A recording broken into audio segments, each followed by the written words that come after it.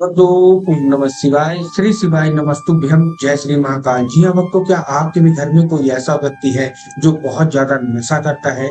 उसके नशे से आप लोग परेशान हो चुके हैं। आपको समझ में नहीं आ रहा कि इस व्यक्ति का जो नशा है वो कैसे छुड़ाया जाए।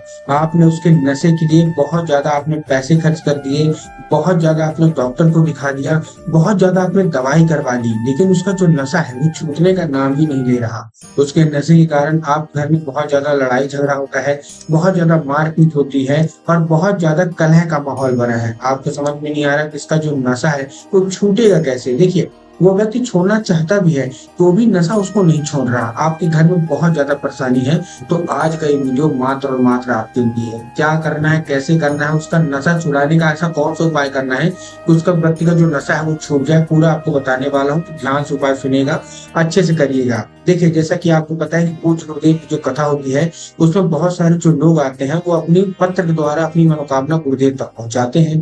तो जब गुरुदेव ने पत्र पढ़ी, उसमें बहुत सारे लोगों की यही मनोकामना थी कि गुरुदेव, हमारे घर का एक व्यक्ति है, बहुत ज्यादा नशा करता है, कृपया करके कोई ऐसा उपाय बता दें ताकि वो नशा करना छोड़ दे। तब गुरुदेव ने 3 से 4 उपाय बताए थे। देखिए, लाखों के पत्र आए थे और 3 से 4 उपाय बताए थे और कहा था केवल और केवल ये उपाय कर लेना, आपके घर का जो कोई भी व्यक्ति नशा करता है तो उसका जो नशा है वो पूर्णतः समाप्त हो जाएगा। लोगों ने वो उपाय किया और 1 से 1.5 महीने के बाद गुरुदेव की कथा में वापस आए और गुरुदेव को फिर से पत्र लिखा।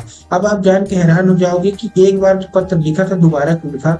दोस्तों, ये जो पत्र था ये धन्यवाद के रूप में पत्र था कि गुरुदेव, आपके द्वारा बताया गया उपाय हमने कर लिया है, हमारी सारी की सारी मनोकामना बाबा भोलेनाथ ने पूरी कर दी है, आपका कोटि कोटि धन्यवाद। तो अगर आपको भी जानना है कि आखिर ऐसा कौन सा उपाय है जिसको करने मात्र से लोगों का जो नशा है वो समाप्त हो जाता है मात्र 1 से 1.5 महीने के अंदर, बड़ा से बड़ा नशा, पुराना से पुराना नशा, सारा का सारा समाप्त हो जाता है, तो आज का ये वीडियो मात्र और मात्र आपके लिए। ठीक, तो चलिए चलते हैं हम लोग उपाय की ओर, जो कि मैंने वो जो गुरुदेव की ही कथा सुन के और बहुत अच्छे से समझ के आपके लिए लेके आया हूँ। लेकिन उससे पहले चैनल पे अगर पहली बार आए हैं और आवाज मेरी पहली बार सुन रहे हैं तो वीडियो कर दें लाइक और चैनल को भी कर लें सब्सक्राइब, ताकि पूजनीय पंडित प्रदीप जी मिश्रा के रोज नए नए उपाय जो कि मैं उनकी कथा से सुनता हूँ, श्रवण करता हूँ, सबसे पहले मैं आपको प्राप्त करा सकूँ। तो देखिए, जो हमारा पहला उपाय है इसमें आपको करवाना क्या है।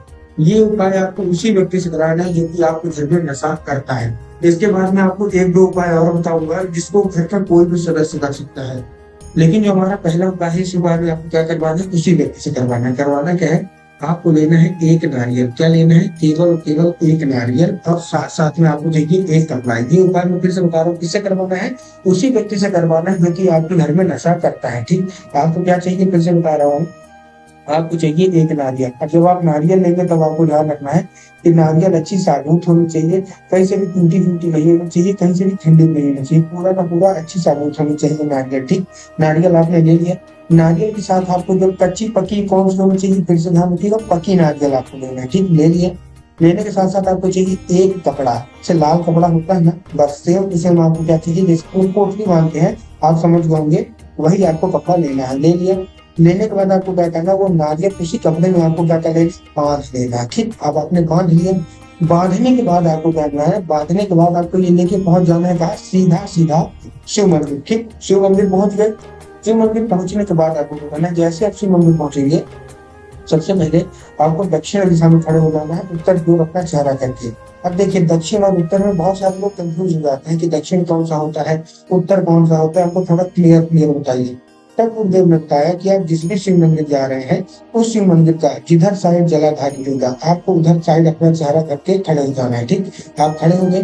खड़े होने के बाद आपको क्या करना है, जैसे ही आप खड़े होंगे, खड़े होने के बाद आपको एक नाम लेके, महादेव का एक बहुत ही सुंदर सा नाम है, श्रवणेश्वर महादेव। तो आप क्या बोलना है, श्रवणेश्वर महादेव का नाम लेके आपको अर्पित कर देना है और अपनी जो कोई इच्छा होगी, जो कोई मनोकामना होगी नशे से रिलेटेड, सारा का सारा महादेव से खड़े खड़े बोल देना है। पूज्य गुरुदेव कहते हैं कि महादेव इतने सरल है कि अगर वो व्यक्ति और कोई औषधि का उपाय नहीं करता और कोई कुछ नहीं करता, केवल और केवल ये उपाय कर देता है, तो उसकी सारी की सारी मनोकामना बाबा भोलेनाथ अत्यंत जल्दी पूरी कर देते हैं। ठीक, तो ये था हमारा पहला उपाय।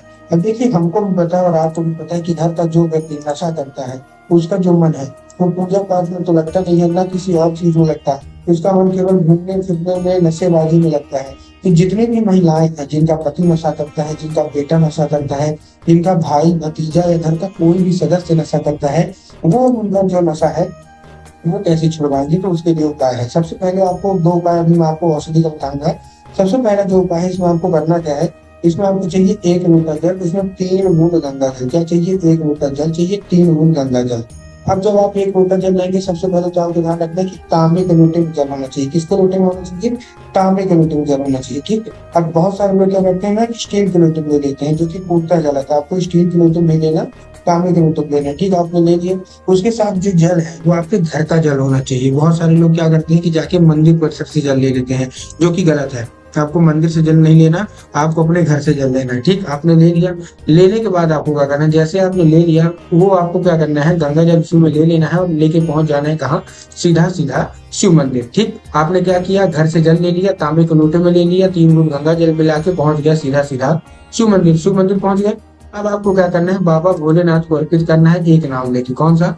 महादेव का एक सुंदर सा नाम है कुंदकेश्वर महादेव। तो आपको क्या करना है, कुंदकेश्वर महादेव का नाम लेके उन्हीं का स्मरण करके आपको क्या करना है, अर्पित कर देना है। ठीक, अर्पित करेंगे जैसे ही, साथ साथ आपको बाबा से उसको औषधि के रूप में मांगना है कि बाबा कृपया करके हमको उसको औषधि के रूप में प्रदान करिए। हमारे घर का एक व्यक्ति है जो कि बहुत ज्यादा नशा करता है, उसके नशे के कारण हम लोग परेशान हो चुके हैं, कृपया करके उसको औषधि के रूप में प्रदान करिए। अब क्या होगा, अब जब वो जलाधारी से नीचे गिरेगा, तब वो साधारण जल नहीं है, अब वो क्या है, अब वो औषधि वाला जल है। तो आपको क्या कर लेना है, किसी भी दूसरे पात्र में, जैसे ही जलाधारी से गिरेगा ना, तो आपको क्या करना है, किसी भी दूसरे पात्र में आपको जो जल है वो भर लेना है। ठीक, आपने भर लिया। भरने के बाद आपको क्या करना है, लेके उसको चुपचाप घर आ जाना है। ठीक, घर आने के बाद वो क्या है, वो साधारण जल तो है नहीं है, वो क्या है, वो औषधि का जल है।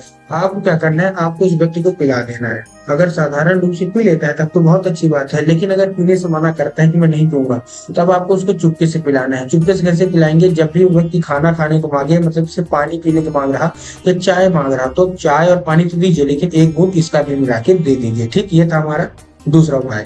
इसके बाद जो तीसरा उपाय है, ये 3 बेलपत्र का उपाय है। आपको करना क्या है, आपको लेना है बेलपत्र। कितनी? 3।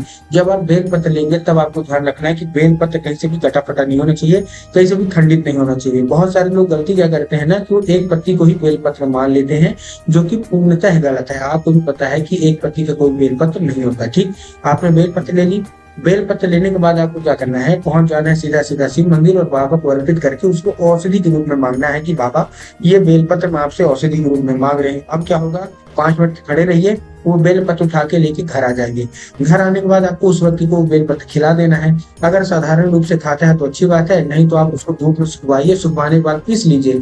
पीसने के बाद वो पाउडर बन जाएगा। तो जब भी वो घर का व्यक्ति खाना खाने को मांगे, तो दाल या सब्जी में मिला के उसको खिला दीजिए। कुछ गुरुदेव कहते हैं मात्र 1 से 1.5 महीने करके देखिए, व्यक्ति का सारा नशा महादेव अवश्य रूप से समाप्त कर ही कर देंगे।